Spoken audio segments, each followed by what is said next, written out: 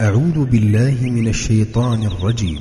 إن الذين قالوا ربنا الله ثم استقاموا تتنزل عليهم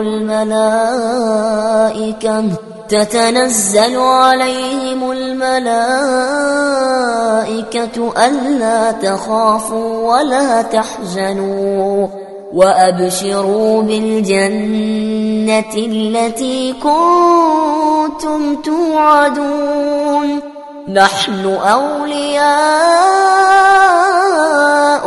في الحياة الدنيا وفي الآخرة ولكم فيها ما تشتهي أنفسكم ولكم فيها ما تدعون نزلا من غفور رحيم.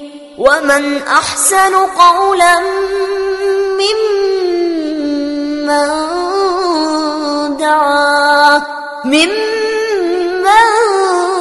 دعا إلى الله وعمل صالحا وقال إنني من المسلمين. ولا تستوي الحسنة ولا السيئة ادفع بالتي هي أحسن فإذا الذي بينك وبينه عداوة كأنه ولي حميم. وما يلقاها إلا الذين صبروا وما يلقاها إلا ذو حظ عظيم. وإما ينزغنك من الشيطان نزغ فاستعذ بالله إنه هو السميع العليم. ومن آياته